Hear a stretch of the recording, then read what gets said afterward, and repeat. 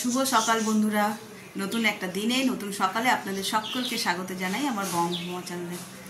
আজ শনিবার, সকাল সকাল স্নান করে নিয়েছি, মাথাটা ধুয়েছি, শ্যাম্পু করে নিয়ে। শনিবার আমার ছেলের জন্মবার বলে তাই আমি শনিবার করে শ্যাম্পু করি না।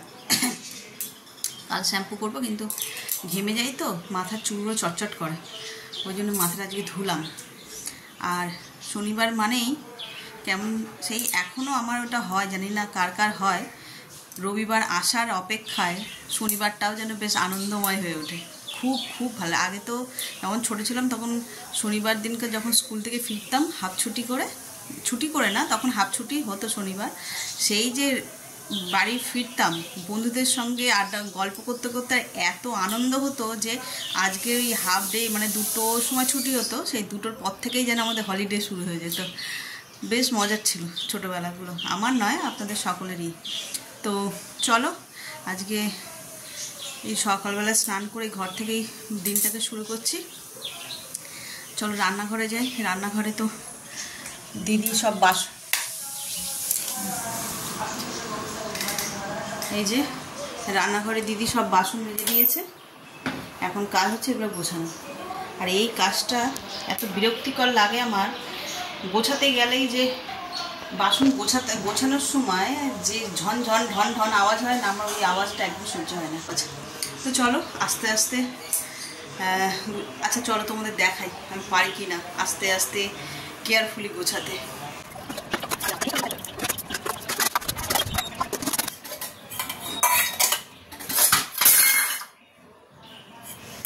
আজকে ফেল।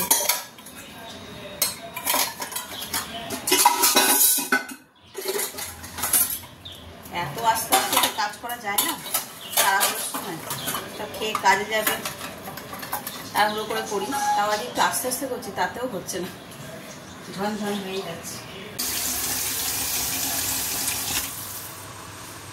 রান্না অনেকটা করে ফেলেছি, যেদিকে ডাল হয়ে গেছে, এটা ঢেঁড়স আলু ভাজা, এখানে তো ভাত, আর এই যে লাউ শাক কেটে নিয়েছি, আর সবজিটা দিয়ে বড়ি দিয়ে আর এটা সবজি দিয়ে পোস্ত দিয়ে তরকারি করবো। আর এই জানলাটা দিয়ে এত হাওয়া দিচ্ছে যে বন্ধ করে রাখতে হচ্ছে, ওই জন্য রান্নাঘরটা এরকম অন্ধকার অন্ধকার লাগছে। চলো এই তো হয়েছে, আরও কিছু হবে। পটল আনিয়ে রেখেছি, কচি পটল, ভাবছি পটল দিয়ে দই পটল করবো ভাবছি।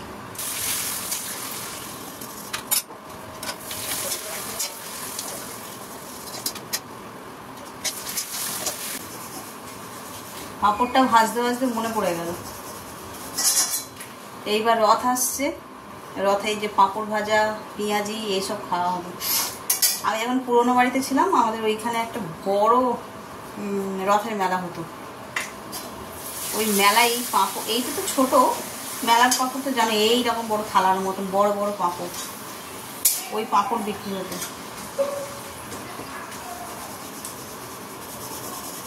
সেভাবে আমি কখনো ওই মেলার পাঁপড় কিনে খাইনি, মেলার যা তেলগুলোর যা কালার, ওই জন্য। আর মেলা ওই রথের সময় আর কি ঘরেই আমরা পেঁয়াজি পাঁপড় ভাজা এগুলো ঘরেই বানিয়ে বানিয়ে খেতাম। পাঁপড়টা ভাজা হয়ে গেছে, এবার চচ্চড়িটা বসিয়ে নিই।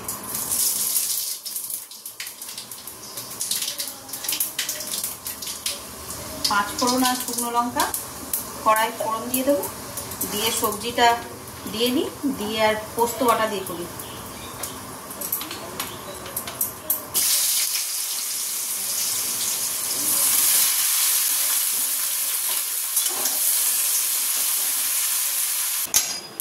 এই যে এখানে আমার লাউ শাকটা একদম রেডি হয়ে গেছে, আর এইদিকে হচ্ছে যে পটলটাকে ভেজে নিচ্ছি, দই পটল করবো বলে লাল লাল করে ভেজে নিচ্ছি। এই এখানে কতগুলো ভাজা হয়েও গেছে, আর এই কটা ভাজলেই হয়ে যাবে। ভেজে নিয়ে তারপরে দেখা যাচ্ছে কী করে করি। পটল, ওই যে দই পটলটা করবো, এই যে কড়াই তেল গরম হয়ে গেছে, এতে অল্প একটু গোটা গরম মশলা ফোড়ন দেবো, দিয়ে তেল একটু বেশি লাগে এই রান্নাটাতে, ওই বাড়ি ফাটছে। এবার এর মধ্যে আদা লঙ্কা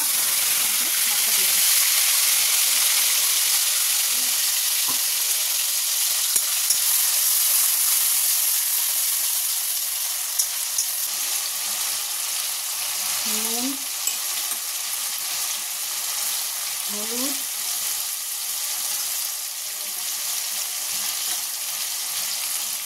জিরে গুঁড়ো আর লাল লঙ্কার গুঁড়ো। ধনে গুঁড়ো হলেও ভালো হতো, কিন্তু আমার কাছে এই মুহূর্তে ধনে নেই। নুন, হলুদ, জিরে আর কাশ্মীরি লাল লঙ্কার গুঁড়ো, এটাকে ভালো করে কষিয়ে নেব। দেখো মশলাটা ভালো করে কষা হয়ে গেছে, একদম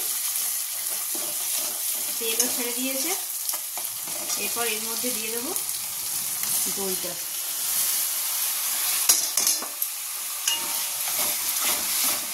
দইটাকে ভালো করে কষিয়ে নেব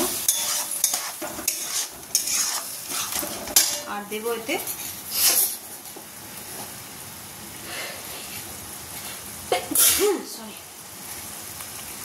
দেবো চিনি। নুনটা আগেই দিয়েছি, একটু কষিয়ে নিই, যদি লাগে তাহলে আর একটু দেবো।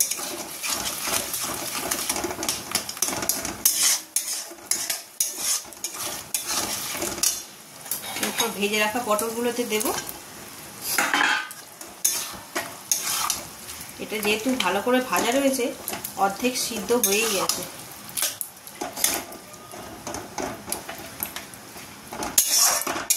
চলো এটাকে তাহলে ঢেকে রাখি, ঢেকে খানিকক্ষণ রেখে তারপরে ঘি আর গরম মশলা দিয়ে নামিয়ে দেবো। তাহলে এই যে আমার পটল পোস্ত একদম রেডি, এরকম রং হয়েছে আর খেতেও দারুণ। আমি একটু টেস্ট করে দেখলাম, শুকনো গরম ভাতে একদম জিভে জল আনা একটা খাবার। চলো তাহলে এই পর্যন্তই থাক। এদিকে করছি, একসঙ্গে মাল্টিটাস্কিং চলছে।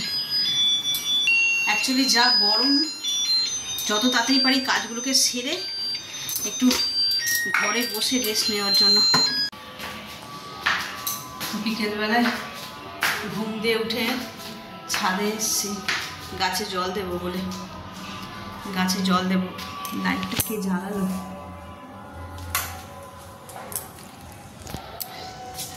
আকাশটা কেমন মেঘলা মেঘলা করে আছে। বৃষ্টি হলে গাছগুলোর একটু মজা হয়, হাওয়া দিচ্ছে বেশ।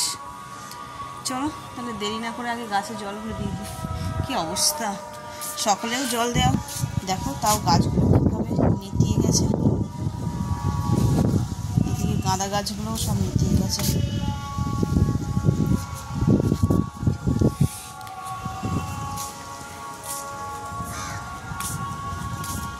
সেদিনকে দেখাচ্ছিলাম ঝড়ে টপটা পড়ে গিয়ে এই দেখো ভেঙে গেছে।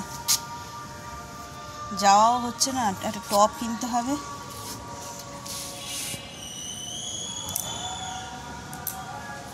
না চলো গাছে জল দিয়ে দিই। এই যে এখানে পাইপ, আজ পাইপে করে দেবো।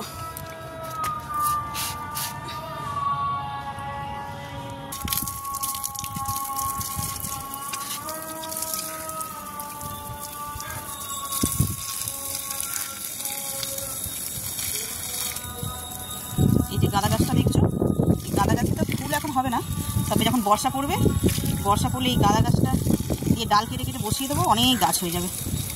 গতবারেও তাই করেছি, এবারেও ভাবছি তাই করবো। যেই বর্ষা নামবে, বর্ষা নামলেই ডাল কেটে কেটে সব বসিয়ে দেবো। শীতকালে আমাদের ছাদের রূপ অন্য রকমের হয়ে যায়, সারা ছাদ জুড়ে হলুদ গাঁদায় ভরে যায়। আরও অনেক ফুল থাকে, পিটুনিয়া থাকে, আরও বিভিন্ন ধরনের ফুল থাকে, কিন্তু গাঁদার পরিমাণটা বেশি থাকায় পুরো ছাদ একদম হলুদ। শীতকাল আসুক, দেখতেই পাবে তোমরা। আর তার সঙ্গে আবির্ভাব হয় মৌমাছি আর প্রজাপতি, কী যে অপূর্ব দেখায়।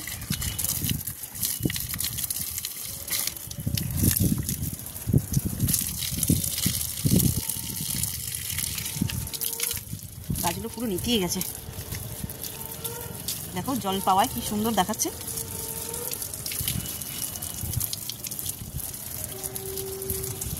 সকালেই জল দেওয়া হয়েছে, তাও মাটি শুকিয়ে গেছে।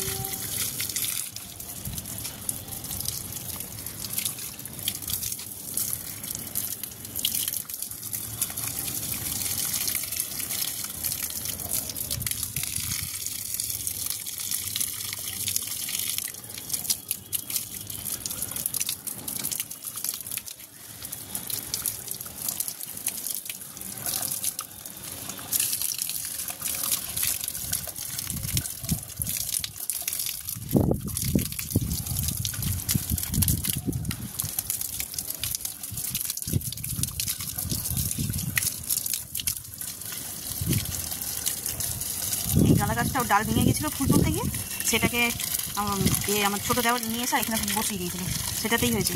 ফুলও হয়েছে কুড়ি ভর্তি, কিন্তু গরমকাল তো, শীতকালের ফুল না তো বড় হচ্ছে না।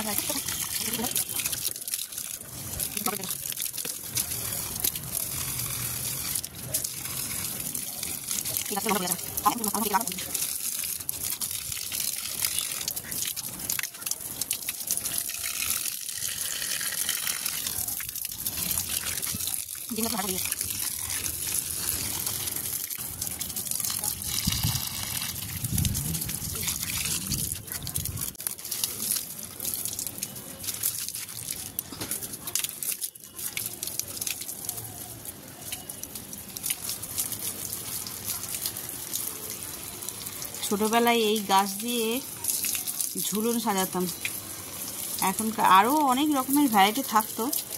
পাড়ায় পাড়ায় ঘুরে এর বাউন্ডারির ভিতর দিয়ে ওর বাউন্ডারির ভিতর দিয়ে চুরি করে করে নিয়ে আসতাম ঝুলন সাজানোর জন্য। এখন ঝুলনের কনসেপ্ট উঠেই গেছে, এখনকার বাচ্চারা জানেই না ঝুলন কী। তারপরে কিছু কিছু পুরনো বনেদি বাড়িতে রয়েছে এইসবের চল, কিন্তু এখনকার বাচ্চারা কি, আমরাই পাঠাই না কারোর বাড়িতে এই সমস্ত প্রদর্শনী দেখার জন্য। ওদের দোষ দিয়ে লাভ নেই, যুগের সঙ্গে সঙ্গে সব তলিয়ে গেছে। এই যে মোবাইলের অ্যাডিক্টেড হয়েছে ওরা, ওদের হাতের সামনে যদি এইরকম ঝুলন, রথযাত্রায় রথ সাজানো, খেলনাবাটি, কুমির ডাঙা এগুলো পেত, ওদেরও মোবাইলের দরকার হতো না। চলো তাহলে গাছে জলগুলো দিয়ে নিই, অনেক গাছ তো সময় লাগবে। সন্ধ্যাবেলায় একটু এসেছিলাম ছেলেকে কোচিংয়ে অ্যাডমিশন দিতে, ইংলিশ আর বাংলাটা। চলো দেখি সেই দোকানটা থেকে। এই নেই ভেজিটেবিল চপ ফাঁকা, এখান থেকে দেখা যাচ্ছে। চল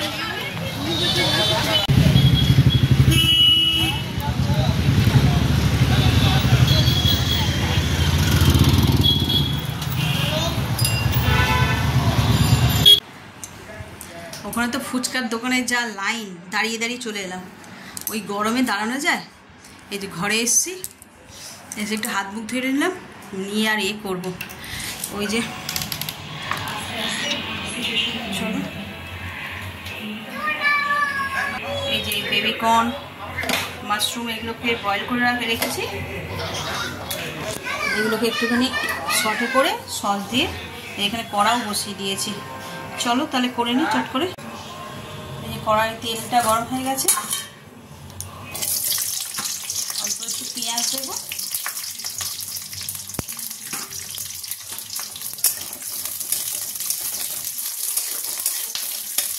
আর তার মধ্যে বয়েল ভেজিটেবলগুলো দেবো। নুন দিয়েই সিদ্ধ করেছিলাম, এর মধ্যে আর একটু হালকা সামান্য নুন, চিনি আর যেহেতু সস দেবো তাই নুনটা অল্পই দেবো। সসটা একটু নুনটা থাকেই, এটা দিলাম। আর দেবো একটু চিনি দেবো,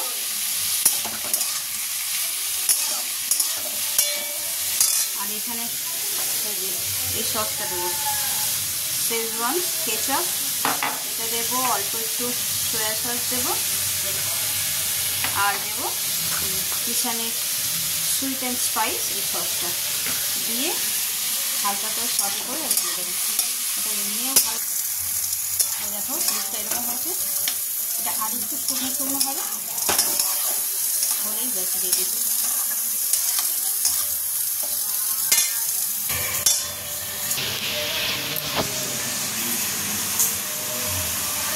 গরমে শুধু পাগল হয়ে যাবো, বাড়ি একদম গরম সহ্য করতে পারছি যেন। আর এরকম টেস্টি খাবার ঘরে বানিয়ে দিলে তাহলে রাস্তার খাবারগুলো অ্যাভয়েড করবে, নইলে ওই রাস্তার খাবার ছাড়াও চলবে না। একে বলে মাথার ঘাম পায়ে পড়ে যাবো, এই ভয়ে আমি ফুচকার দোকানে দাঁড়ালাম না এত গরমে। আর দেখো একটু রান্নাঘরে তরকারিটা তো করবো, এই তরকারিটা করবো তাই পাগল হয়ে যাচ্ছে। চলো তার রান্নাটা করে নিই, নিয়ে তারপর ঘরে দেখা হচ্ছে।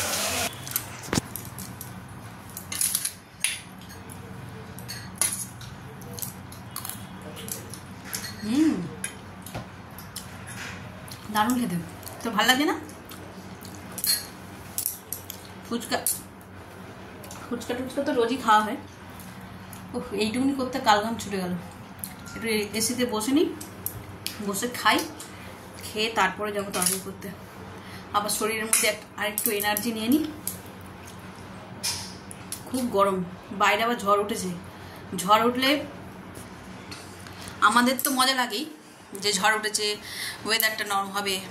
আমাদের আবার বাড়তি টেনশান, টপ পরে ভেঙে গেলে ওই টপগুলো 100 টাকা করে দাম।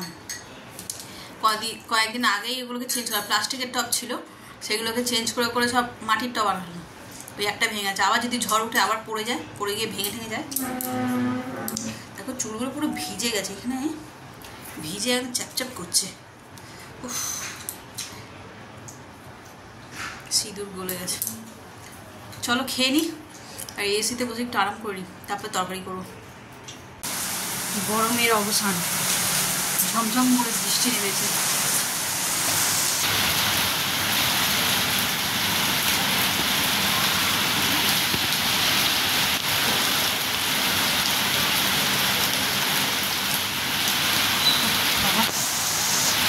একটু শান্তি পেলাম জানি, এবার আরাম করে তরকারিটা রান্না করতে পারবো।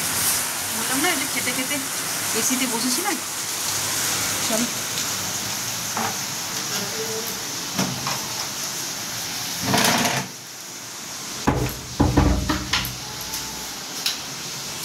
চলো এবার তাহলে। রাত্রি 11:30 মতন বাজে, আমাদের খাওয়া দাওয়া হয়ে গেছে, বিছানাও অলমোস্ট ডান। এবার চলো শুয়ে পড়ি। কাল রবিবার, যদিও মজার দিন, কিন্তু দিদি আবার ফোন করে জানালো যে কালকেও আসবে না, কাজের দিদি আর কি। তো সকাল সকাল উঠতে হবে, উঠে সব কাজগুলো সারতে হবে। চলো তাহলে ব্লগটাকে আজকে এখানেই শেষ করছি। যদি কিছু ভালো লেগে থাকে তাহলে please like, comment, share and subscribe. সকলে ভালো থাকবেন, সুস্থ থাকবেন। আগামীকাল আবার দেখা হচ্ছে।